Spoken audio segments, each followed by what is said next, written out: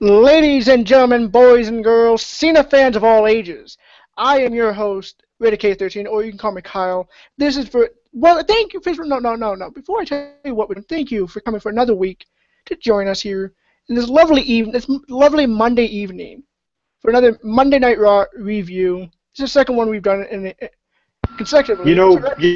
People are watching this from all around the world, so it may be shitty outside. It might be raining. Could be a blizzard outside, and that's happened before, right?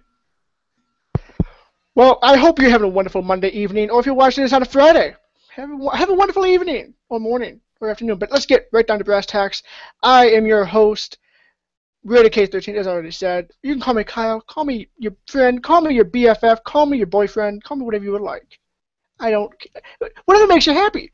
But I am joined tonight by my buddy, Jamie Lee Mack. Jamie, how are you doing tonight? Did you just call me your buddy?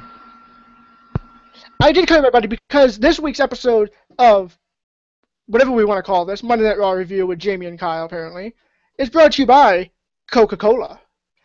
Share a Coke with your buddy. This episode of whatever we want to call it. No, shut up, Jamie. And it's also being brought to you by Kingston USB, because that's all I could find around me, and that rhymed. Well, while we're plugging, we want to give a huge shout out to a friend of ours. He runs an account called @WWE This episode of whatever you want to call it whatever you want. We call it Monday Night Raw Review. You can call it Jamie and Kyle's Night of Stripping, Strip Poker, your Monday Night Delight. Whoa. I don't strip for free. Just want to let everybody know now. I don't do that stuff. It's never been for me. I prefer a heavily padded room. Maybe some roses on the side. Maybe a nice chicken McNugget set up over there. I just want to let you know now. I don't do it for free, people. Just letting you know. Well, who does do it for free is our good friend Joey @WWE. Thank you, Joey, for being a good friend. And this episode is brought to you by @WWE. Go follow them. They tweet, they retweet, they do everything you need to on Twitter. Go follow them. But let's get right into the show that we don't have a name for. We're just going to call this the Nameless Show. Every time I call this the episode, the show, we don't know what this is. It's something. We'll find out what it is. But moving forward, Monday Night Raw on August 25th, 2014, opened up with a Hall of Fame panel that included Shawn Michaels, Hulk Hogan, and no, Shawn Michaels did not oversell anything with Hogan in the ring for the first time in his life. And he should have oversold that handshake. That's all I'm saying. Should have. Well, speaking of something that should have happened, you should learn to love it because Ric Flair was also part of this panel. And this panel, I tuned into Raw late, so I thought there was a deeper meaning behind this panel. Instead, they just randomly did it. So I was a little confused why they did it, but apparently it was about the John Cena overcoming the odds if he could do it again, all that good shit. Jamie, what do you think? What do you think about this? Well, I read that the reason why that they were doing this was to compete with the Primetime Emmy Awards that were also going on tonight, and apparently this is the first time that they've ever had to compete with them. So they were up against some heavy-ass competition, I will say that. But as for the whole Hall of Fame form thing, it's something to keep the interest in Cena and Lesnar going. I got that a lot, and three noteworthy guys like Shawn Michaels and Hulk Hogan and Ric Flair, their opinions do matter, whether it be storyline, whether it be backstage, whatever you want, wherever, it should matter. And, of course, I think both Shawn and Rick both said Cena can't do it, Cena cannot do it, and Hogan, who is one of the biggest Cena marks out there, nothing wrong with that at all. Hogan thinks Cena can do it. So I thought that it was nice seeing all three of those guys in the same ring. If it has happened before, I don't recall, but this was very neat seeing this for the very first time. And of course, Cena comes out, and he admitted that SummerSlam was a complete ass whooping, and it was 16 German suplexes, one for each of Cena's title reigns, even though he's one off of becoming a 16-time champion. I mean, really. And like, of course, Cena doing what he does best, trying to hype up the crowd, and says, "Oh, Lesnar will have to beat every single last breath out of me to beat me." So yeah, again, this was just normal build for Night of Champions, which is all fine and dandy. And I just thought that it was good. I liked it. After I got past the whole it being random as fuck, it was a good panel. It got the interest going. The only thing I didn't enjoy too much was Cena giving the same exact quote he gave going into SummerSlam. That I'm not going to Night of Champions to beat Lesnar. I'm going to Night of Champions to beat Lesnar's ass. I'm pretty sure he said the same thing going into SummerSlam. Yeah. I mean, like, of course, this is. I mean, like, of course, this was basic. This was basic stuff from Cena. We've heard the same thing over and over again, and I'm kind of curious now to see as to how they do the match between those two, because if they have Lesnar whoop his ass again, I mean, I honestly don't know how I'll react to that. I mean, like, I don't think I'll react negatively, but I'm just not sure how I'll react really. I mean, just really at that. One thing I will give them, and people saying, oh, it's going to be the same thing, SummerSlam, all that good stuff. I like how they're giving us a different look at Cena. Like, if you watched Raw tonight, and we'll get into this later, this match with Bray Wyatt, he looked more aggressive than a fun-loving, happy-go-lucky, I'm going to go beat you with an AA, hustle, loyalty, respect, C Nation. He put a whole another look. Just look at his face. He looked more aggressive. So I mean, I love how they're giving us another Cena to go against Lesnar, per se.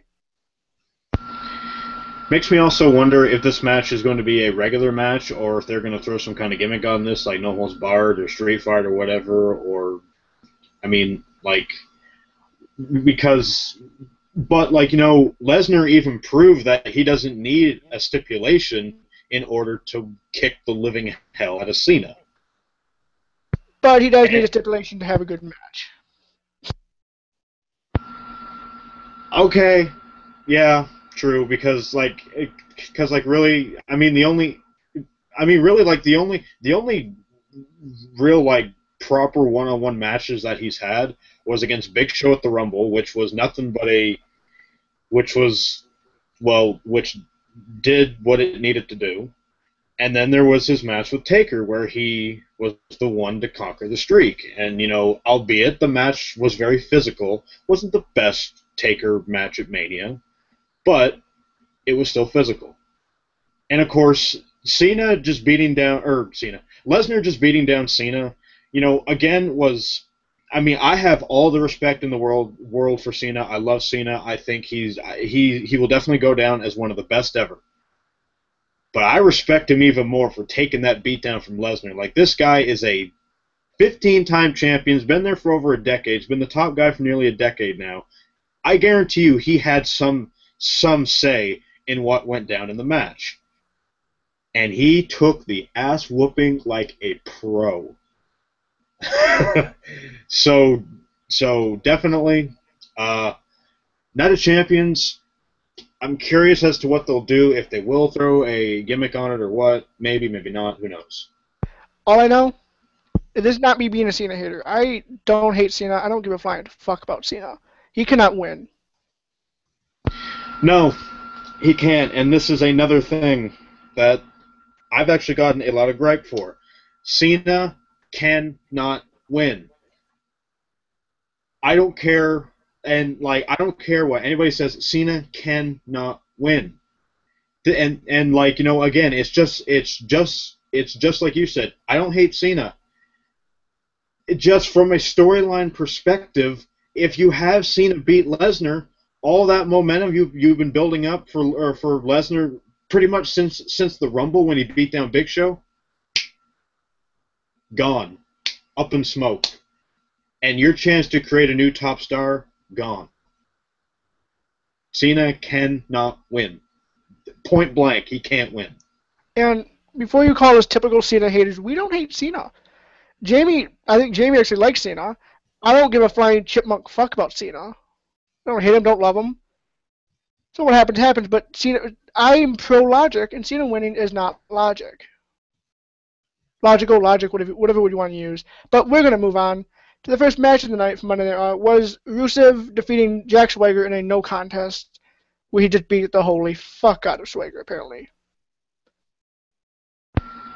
Yeah, I'm not gonna lie. I didn't pay attention to this match very much. I mean, if I had to rank this out of this, their match of SummerSlam and at Battleground, I would probably rank this as the lowest. It honestly didn't really do much for me. I don't think it was that great. I mean, really, like, I don't remember like one offensive move Swagger got. I mean, I like the whole face turn that they're doing now with Swagger being the whole patriotic guy and whatnot. But like, you know, it still proves Rusev has yet to make Swagger tap out and has yet to pin him. So I assume this is gonna. So I assume maybe at some point in the future, it's finally gonna come to a head, and they're finally gonna have a match where the only way to win is by pinfall or submission. Not by someone getting passed out, not by someone being counted out. That's just the way it's going to be. As for the match, don't really recall much. Yeah, I'd probably rank it the lowest out of the three. As far as this match goes, I don't give a single shit about it. Swagger's a face. What stuff do you not give a shit about, Kyle? There's a lot of things. I probably phrased that the wrong way. But this is the second thing in a row that you've said I don't care about. Is there anything you do care about? Yes, Jamie. Anything at all? I care about you, Jamie. I care about you. I'm sure you do. Isn't that nice? It is nice. But moving on, you had a number one contendership match for the U.S. Championship. Surprise, they remember Sheamus was champion, where Cesaro defeated RVD. And surprise, Cesaro knows how to win a match. This match was full of surprises. So Cesaro wins, new number one contender. Sheamus, they remember he's U.S. champion. And there you go. I'm looking forward to their impending match. I'm assuming that will happen at Night of Champions. Because I recall their match from Payback, and I thought that match was really, really good. So this one will probably be no different. Sheamus gets a lot of flack. The dude can wrestle. When Sheamus is in there with the right guy, he can wrestle. Look, his match with Bryan from two years ago now. His match with Big Show, Hell in a Cell, 2012. Fucking amazing match, and in my opinion, Big Show's best match. So when Sheamus is in there with the right guy, he can go. And Sheamus is still one of my favorites. He has been one of my favorites since he won the Rumble 2 years ago. And yeah, sure, maybe like his face run right now is maybe becoming a little bit stale, but I still like him. And at Night of Champions, I think it should be a good match, and Cesaro, now that he's finally won a match, that's like, you know, great. I thought that Van Dam of meaning. What's that? Said he finally won a match of meaning. Finally. This is also true. I actually thought that Van Dam was gone this week, because I thought that his contract was like up around sometime. So like, I don't know if it's extended or whatever, but yeah, Cesaro and Sheamus, looking forward to it. Should be really good, and hopefully this puts some of the limelight back on Cesaro, because ever since breaking away from Heyman, hasn't really done much. But I still think he's got one of the brightest futures in the entire company. What makes no sense to me, they split him with Heyman, yet he's still a heel. They realize how over he was at a face, yet they still won't turn him face. Like, I get the whole put him with Heyman, keep him heel for as long as possible. But now he's not with Heyman, why is he still a heel? They should have left him face after Mania, because the reaction he got when he picked up Big Show and threw him over the top rope at the Andre the Giant Battle Royal, he should have stayed face. The night after Mania on Raw got one of the biggest reactions of the entire damn night. And when they said that, like, yeah, I'm a Paul Heyman guy, I thought, okay, are they turning Heyman face, or because like that doesn't, because like honestly I don't think that would work. Are they like, what's the deal here? And then of course next week Cesaro's still heel, and I'm thinking like, you're trying to make us boo this guy, but he's really good and he's shown potential that he can be a good face, and you're still allowing him to be heel. I don't understand. I'm telling you right now, that swing is going to get him over. It has gotten him over. That's why he should stay face. He does the damn swing. People are going to be like out of their seats for it. Yeah, well, so we get Cesaro versus Sheamus at Night of Champions, which should be a good match. Not really looking forward to it, but it should be a good match. U.S. Championship on the line. They finally remembered who the U.S. champion was. Try and be positive, Kyle. It's going to be I good. am being positive. They remember who Just champion was. Be upbeat about it. It's going to be a good damn match. I am upbeat about it. They finally remember who the champion was. Be positive, damn it. How about you? How about you go share that Coke with your fan?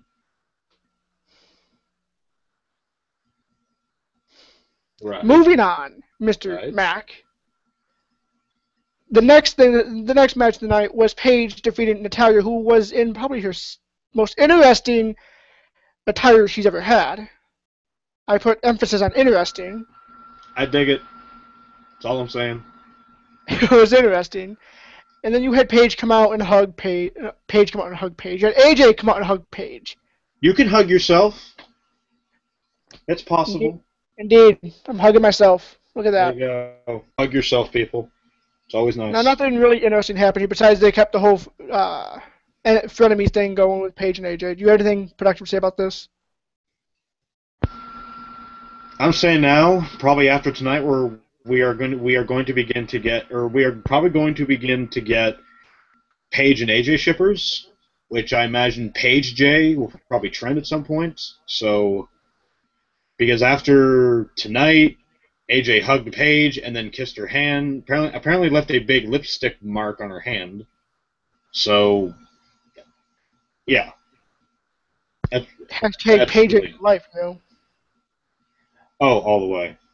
I'm just saying now, though, because I'm assuming they're probably going to have their rematch at Night of Champions, unless if they do what I think I posted, I said, are they going to do like a four-way with Eva, Natalya, Paige, and AJ? Since Eva and Natty both have wins, whatever. But if they don't, if they do Paige and AJ, it's a perfect opportunity. Do a submission match. Perfect. Because their match at Battleground was good. Their match at SummerSlam was lackluster, I thought. This is a perfect chance. Let them both shine. Submission match. They both have submission finishers. Do it. I agree, but I'll see where it goes. I do care about this feud, as much as I can care about a Divas feud. So, Jamie, how's that for positivity, my friend? How's that for positivity? Well, at least you agreed with my match stipulation. The suggestion that I put. Yeah, screw your suggestion. Moving on. Well, screw you. Screw you. No. Why can't I? No. Yes. That's not part of my preferences. Yes. I'm not free. Even though we're doing this on a free site. I'm not free. Yes. No. Yes. Can we just move on already? Yes, indeed we can. The next thing of the night was Seth Rollins doing a eulogy for Dean Ambrose. After last week, he curb stomped him through Start Foam, which was then interrupted by Roman Reigns beating the crap out of Kane. And set up for a match later on the night between Kane, Rollins, and Reigns. So instead of skipping, I'm going to skip around a little bit and talk about this promo and the match itself. Can I just say now? No, you can't. No, you can't. Well, too bad. I'm going anyway. We went from partial lesbian action between AJ and Paige with the kiss in the hand, and we go straight into Michael Cole saying, the eulogy of Dean Ambrose. Way to kill the mood. Way to kill the mood, Cole. Are you horny yet? Are you horny yet? Or dead people? Here we go. Yeah, just way to now, make for all the necrophiliacs out there, they must have loved that. Well, you know what? 2 words, Katie Vick. Stino Evil 2. 3 words. and a number.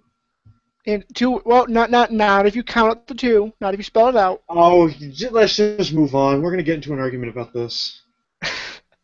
Anyway, the match, I actually love this idea because now it gives Reigns something to do, an actual storyline that's not involving Orton, thankfully. It keeps the whole Seth Rollins self-feuding with Shield members going, so that's all good and dandy. Kane finally wrestled without the white beater on. So this handicap match accomplished everything.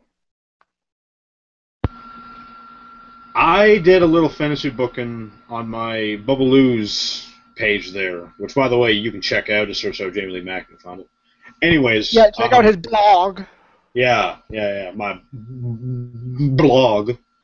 blog. Yeah, anyways.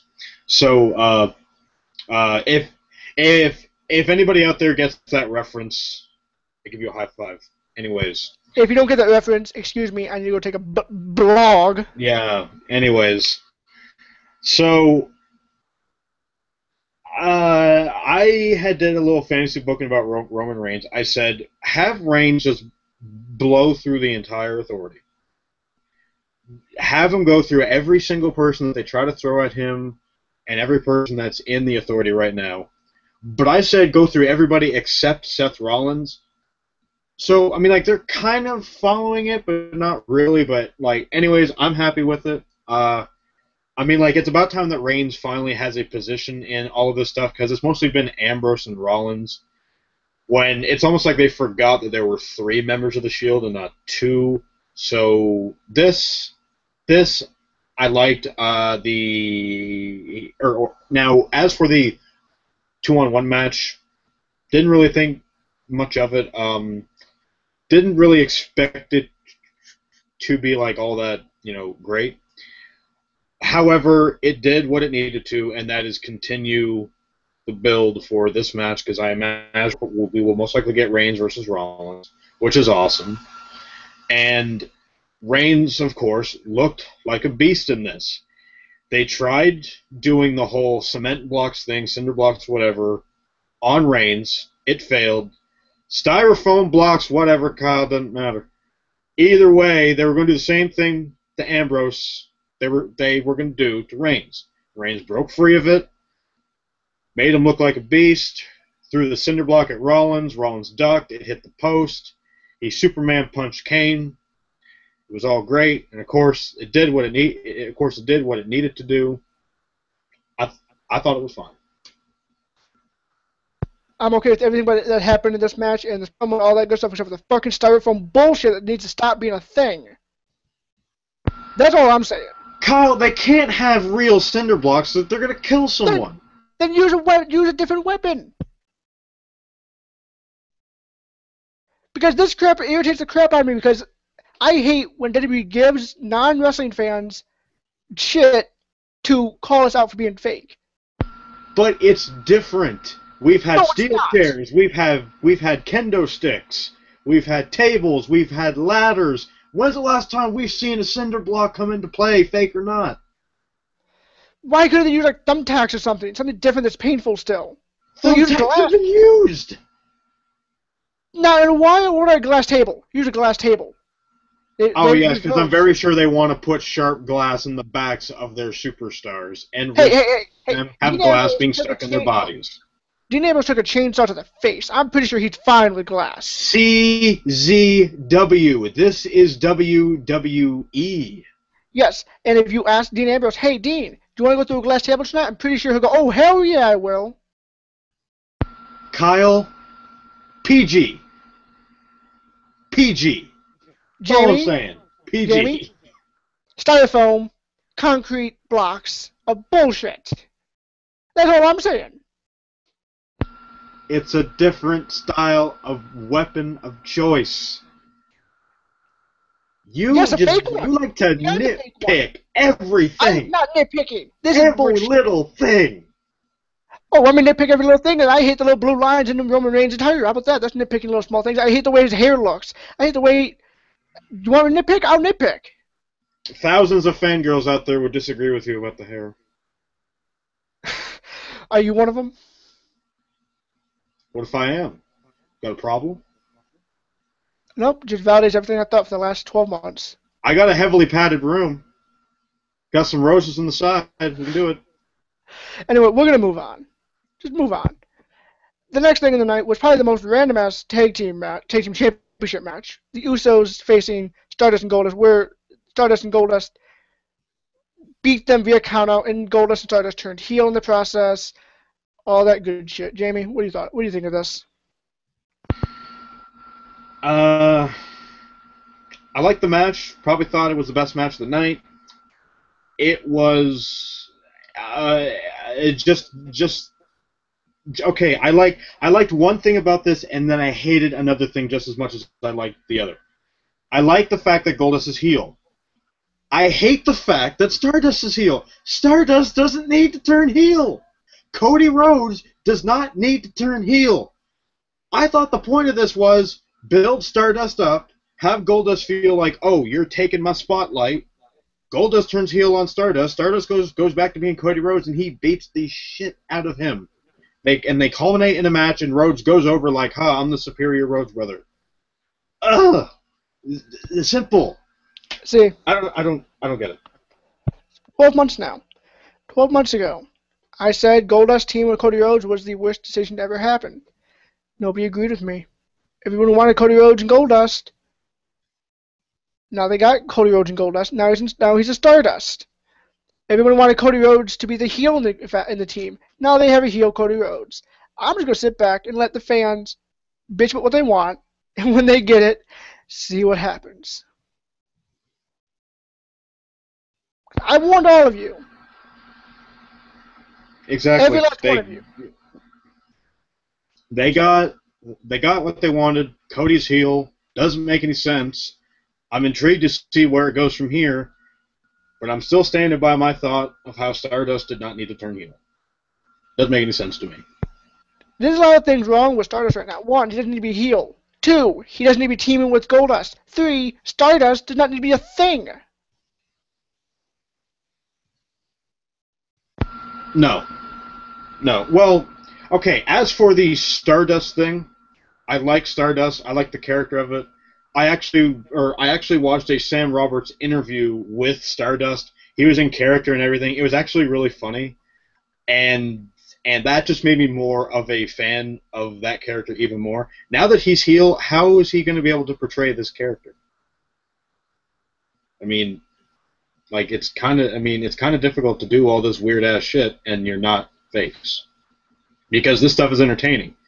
As a heel, you're not supposed to make the crowd laugh and be entertaining. That's not what you're supposed to do. That's not part of the job description. As a heel, you're supposed to make the crowd hate you. This, I don't know. They might have conflicted themselves with this one. No, they fucked themselves with this one. So did the fans. Fans wanted it, they got it. I warned everyone 12 months ago, nothing good can come from Goldust and Cody Rhodes teaming together, and look what, 12 months later, look what we get. So from this point on, I'm done judging it. The fans got what they wanted. They get to live with it. They wanted this bed, go sleep in it. Next up, we got a video package from Brock Lesnar and Paul Heyman. Basically your typical Lesnar thing, like, Cena, you suck, I whoop your ass, I'll do it again, yada yada yada. Although one thing I will say is, at least we got a piece of Brock Lesnar on Raw. There'd be via satellite or via pre-tape recording that probably was recorded 5 months ago, but we got it. When Dwayne was champion and he did this part-time schedule, he went like 2 weeks where they act like there wasn't even a champion. So at least we're 2 weeks into his reign, and he's been on in some shape, form, or fashion has been on each Raw since becoming champion. I'll say this now: Lesnar does a damn good job of being such a bully. He even said at the end of that promo, "Was like, I could shed a tear right now," or something along those lines. And it's like, if this guy went to my school and he did this shit to me all the time, I wouldn't know what to do. Because this guy is big, he's intimidating, and you can't do a damn thing to stop him.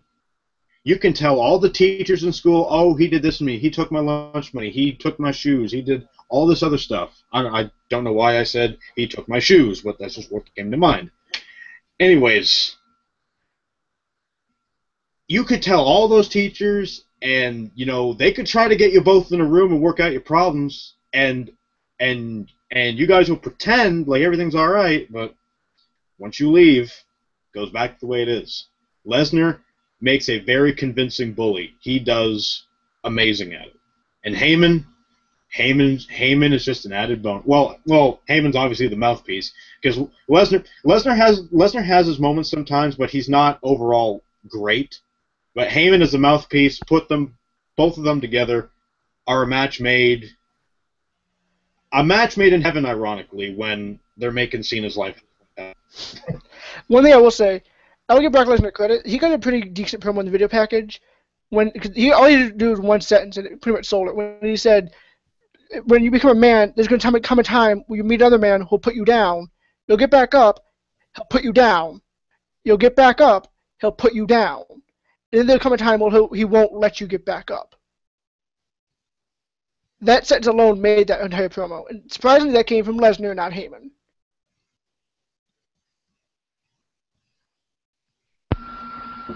Just both of them together just create just a lot of damn magic, and it's just great. And the fact that Lesnar is champion right now, it validates everything. I've said this for months. Lesnar is in a category of his own. Just everything they're doing right now with Lesnar is spot on. Ironically, I do this. I do the Cena thing. Anyways, but goes back to what I said before. The one thing that could screw it all up, having Cena win. That's the one thing that can screw everything up. Hopefully, WWE's smart enough to not do that. I think they are. But they've swerved us before, and 8 times out of 10 when they do swerve us, it's not good. Now, moving on, in the sake of not wasting your time, next thing that happened, Los Matadores defeated SlaterGator, which SlaterGator, I will say one thing, it's a fun tag team.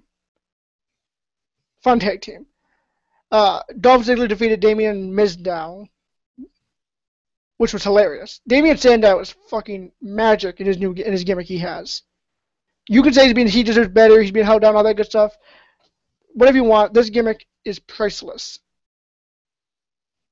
But we're gonna move on because I can spend too much time on stuff you probably don't care about. Like Dolph Ziggler. I'm kidding. Next, Goldust defeated Kofi Kingston in a epic match of epic proportions that will go down in history as the best Raw match ever to happen. Because where's the Nation of Domination 2.0? That's what I want to know. Yeah. That group had promise. I don't want to talk about it. Finally, at the main event, they've been driving down your throat the entire night. Bray Wyatt and John Cena facing off against his longtime rival, who he's had all but 3 matches with, Bray Wyatt, in which he defeated them via disqualification, which turned into a 6-man tag team match with Big Show and Henry. Jamie, do you have any thoughts on this match?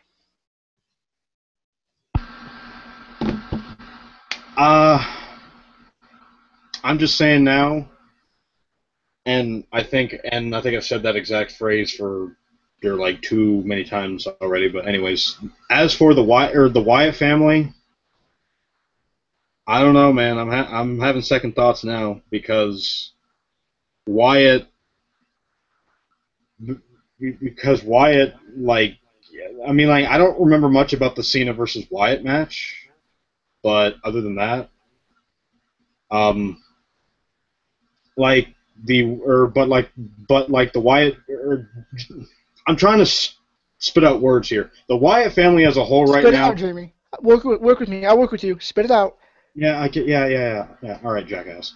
Anyways, the Wyatt family as a whole right now, I don't know. I'm concerned about it now because Wyatt family were basically seen as bitches tonight. And it makes me wonder, this was a guy that was so highly anticipated last year. Fast forward 13 months later, and they're being ragdolls for Cena. Like, I don't understand. Like, I just really don't. Yeah. All I'll say that only good thing that came out of that was we saw a different side of Cena, and that's cliche to say because they say that every week. Like Cole says that same phrase every single week. This is a Cena we've never seen before. Oh my God! Oh my God! We've never seen this side of Cena. It's cliche to say. I understand. I'm not stupid. But what we saw tonight on Raw was a more aggressive Cena, not just on the mic, but in the ring. He didn't do his whole 5 moves of doom. He just went in there and AA'd the motherfucker. So basically he went in there and he ripped ass and he tore house. And yeah, he was being aggressive, and this is what we need. We need aggressive Cena, because you're going in there against Lesnar. You can't be happy-go-lucky 5 moves of doom with Lesnar. Yeah. Well, that puts an end to this Raw review. If you have any thoughts, well, before we talk about your thoughts, Jamie, do you have any overall thoughts on this edition of Raw? Overall, it was an average Raw. Nothing really spectacular. Nothing really stands out, honestly. And Night of Champions, kind of early to tell right now if it'll be a good show, but we'll have to see within the coming weeks. So, yeah. I wasn't blown away by this episode of Raw, but then again, I wasn't left banging my head against the wall, except for the one thing we didn't talk about with the Bella Twins, which we won't talk about because I don't have the... My head already hurts from all the times I'd bang my head against my wall, so I'm not going to do that for another 5 minutes. So, if you have any thoughts on Raw as a whole, leave it in the comment below. Hit the subscribe button. Hit thumbs up, because I'm awesome. Follow me on Twitter at RadioK13. Follow Jamie. Or he likes to think he is. I am awesome. Okay, so follow me on Twitter at RadioK13. Follow Jamie at Jamie Lee Mack. And follow a good friend at WWE Retweeting, which this episode of whatever you want to name it is brought to you by. Drink a Coke with your buddy. Hit the subscribe button. Check out the other videos. And get a Kingston USB. Indeed. Well, that's all. That's for this episode. Hope you enjoyed it. Leave a comment below. Let us know what you thought. Also, later this week we'll be releasing a new video titled Fae 5, where me and Mr. Mac over there will be discussing our favorite of all time wrestlers. Obviously, 5 of them, ranking Fae 5. If you want to get involved, ranking our favorites out of 5 in a variety of categories. Yes, and this week just happened to be our favorite 5 wrestlers of all time. We'll work on that later this week. If you want to contribute to it, send us your Fae 5 via the comments, via Twitter, via AskFM. That's AskFM/RadioK13, AskFM/Jamie Lee Mack. You want to get involved? We love getting involved with our subscribers. So if you want to get involved in that, we'll be doing that probably sometime later this week. Don't have a day for it. It'll happen when it happens. But I'm RadioK13. He's Jamie Lee Mack. Thanks for watching.